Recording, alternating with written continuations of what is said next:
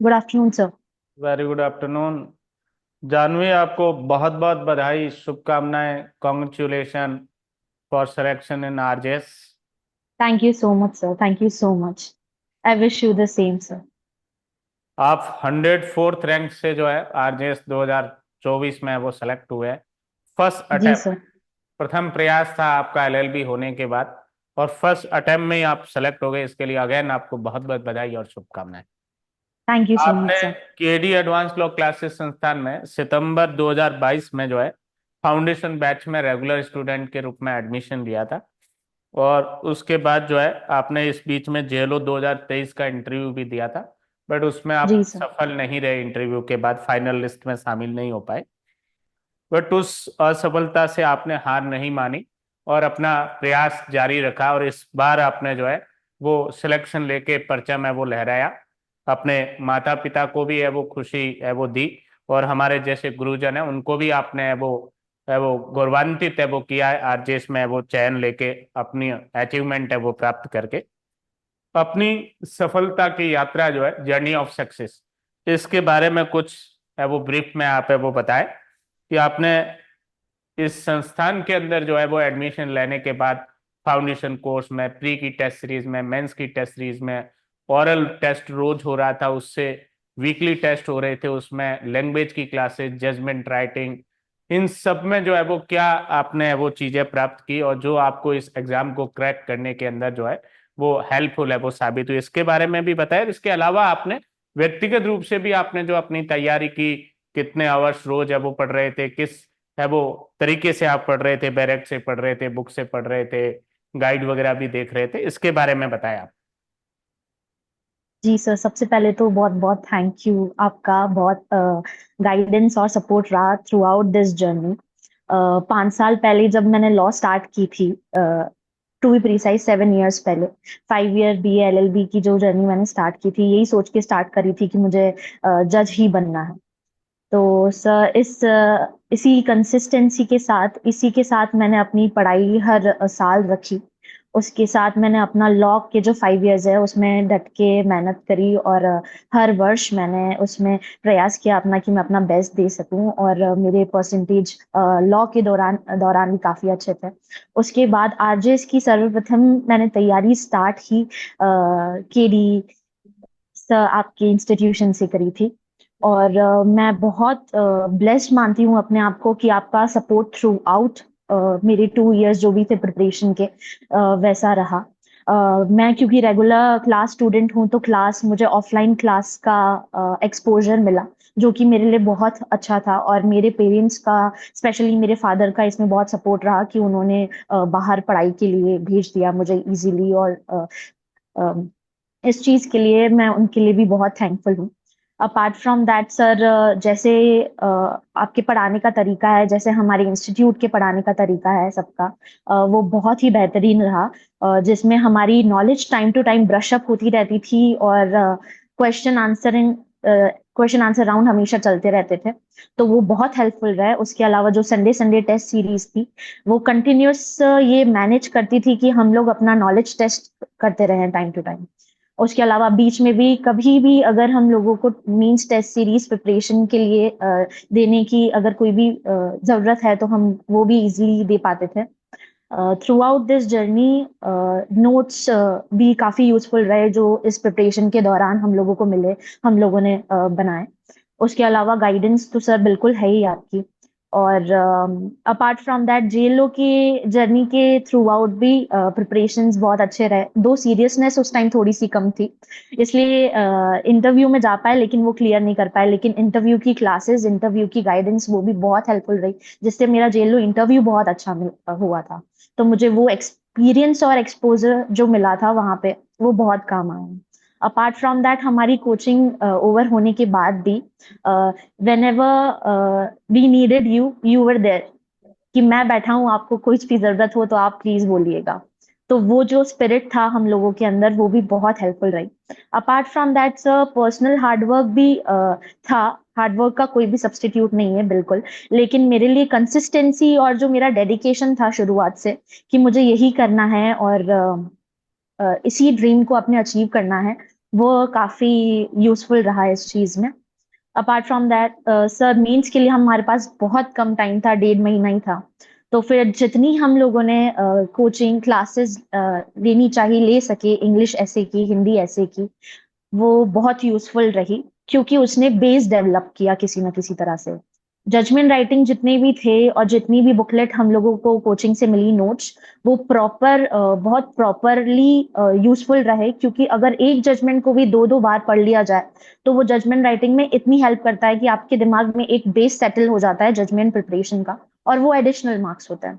चाहे वो हिंदी ऐसे हो, इंग्लिश ऐसे हो, ये सारे एडिशनल मार्क्स आपके एड ऑन से मेरी आप जो जितने ले पाओ ले मेंस सकते। मेरी मेंस के दौरान क्वेश्चन आंसर की जो क्लास थी मेंस में, सब्जेक्ट वाइज जी सर। मेंस के क्वेश्चंस, उस क्लास से क्या बेनिफिट हुआ आपको? सर, जो मेंस के मेन हम लोगों ने जो राइटिंग प्रैक्टिस थी वो इतनी ज्यादा नहीं हो पाई, तो जो आपके क्वेश्चन आंसर थे और जो पढ़ाने का तरीका था, वो बहुत ही यूजफुल रहा कि हम एक स्ट्रक्चर बिठा करके अपना आंसर लिख पाए। उससे हमें आइडिया हो गया कि आंसर कैसे फ्रेम करने चाहिए, और किस तरह से टाइम मैनेजमेंट के साथ हर आंसर में कितने वर्डिंग्स देने हैं, कितना टाइम देना है, उस हिसाब से लिख पाए सर। तो वो अच्छा, बहुत थैंकफुल। जी। गुड। अच्छा, कुछ दो चार क्वेश्चन है मेरे जानवी। ये पहला क्वेश्चन तो ये कि कुछ संस्थान आपकी फोटो लगाकर और बधाई वगैरह दे रहे हैं।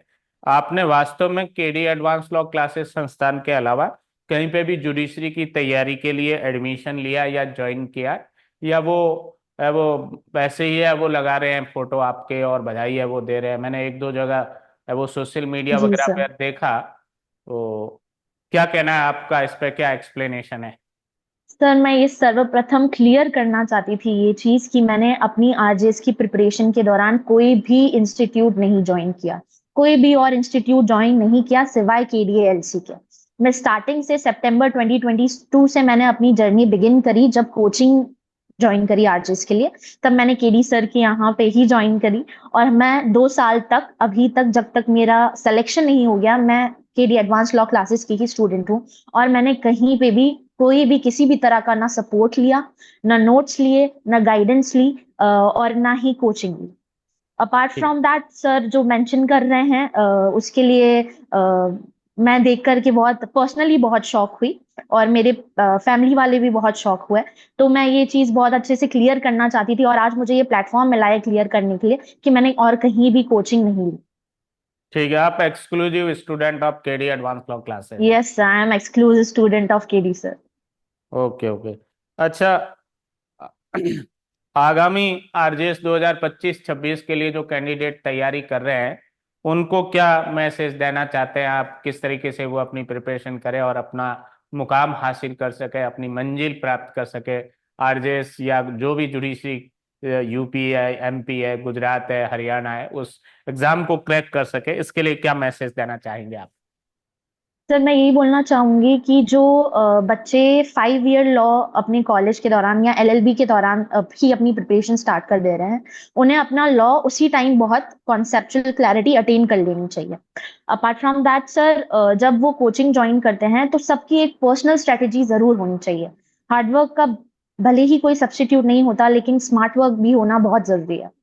तो वो ज्यादा हेल्पफुल रहता है, और कंसिस्टेंसी रहनी चाहिए। किसी भी दिन आप जितने भी घंटे पढ़ पाए, लेकिन आप पढ़ें जरूर, उससे आपकी ब्रश अप होती रहती है नॉलेज। तो it is very important to focus on smart work as well, apart from hard work. अच्छा, ठीक है जानवी, बहुत ही अच्छा लगा आपका नाम है वो सिलेक्शन लिस्ट में देखकर। क्योंकि जब वैसे सारे स्टूडेंट्स वो अपने स्टूडेंट्स या सब अपने लिए रेस्पेक्टफुल है, बट एक क्लासरूम का स्टूडेंट है वो सिलेक्ट होता है, जिसको हमने जो है वो तराशा है शुरू से लेके एंड तक, पहली जी क्लास सर। से लेके प्रीलिम्स निकालने लायक जिसको बनाया, मेंस निकालने लायक जिसको बनाया, इंटरव्यू फेस करने लायक बनाया, और अल्टीमेटली वो सक्सेस हुआ है, उसकी खुशी थोड़ी सी है वो ज्यादा होती है, बजाय कि ज्यादा। जिन्होंने केवल मॉक इंटरव्यू के लिए ज्वाइन किया, केवल जो है वो कोई टेस्ट सीरीज के लिए वो ज्वाइन किया। तो आप जैसे जो स्टूडेंट जो हमारे क्लास के रेगुलर स्टूडेंट्स थे, चाहे ये अपनी राधिका बंसल जो आप लोगों के साथ ही क्लास है वो ले रही थी, जी वो सर। ऑनलाइन क्लास ले रही थी, कभी कभी ऑफलाइन भी है वो आ रही थी, पिछले 2 सालों से जब से आपने ज्वाइन किया था उसके आसपास ही उन्होंने भी है वो एडमिशन लिया था। और ये शिवानी मैम, ये भी आप वो आप वाले बैच में ही आगे है, वो बैठती थी, रेगुलर क्लास जी की है सर। वो स्टूडेंट है, वो थी ऑफलाइन में भी लेती थी कुछ टाइम पहले, ऑनलाइन भी लिया जी था, सर। बट ऑनलाइन से पार नहीं पड़ा तो फिर अल्टीमेटली ऑफलाइन क्लास में भी आए, और उन्होंने भी है वो कम समय में अचीवमेंट है वो प्राप्त किया है। तो जो रेगुलर क्लास के बच्चे हैं वो जब सेलेक्ट होते हैं तो एक अलग भाव आता है कि एक स्टूडेंट जो है जिसकी कोई प्रिपरेशन उस समय नहीं थी जब उसने एडमिशन लिया, और उसको टोटली अपने जो है वो मेहनत करी, एक सांचे में ढालने की कोशिश की ताकि वो अपनी सफलता है वो अर्जित कर सके। और वो आपने अपनी मेहनत भी की है, केवल टीचर का ही कंट्रीब्यूशन नहीं होता है, स्टूडेंट अपने पार्ट पे मेहनत करेगा तब जाके वो सफलता तक पहुंचता है। हम तो साल के मान लो 500 बच्चों को पढ़ाते हैं, सब पर एक जैसी मेहनत करते हैं, एक ही क्लासरूम में पढ़ाते हैं हम, वो ऑफलाइन ऑनलाइन सभी मोड पे, पर बच्चा कौन खुद मेहनत कर रहा है वो आगे है वो जाता है। और आप जैसे जो है वो जुझारू जो बच्चे हैं, जो है वो हार्ड लेबर करने वाले बच्चे हैं, वो सफलता है वो अर्जित करते हैं।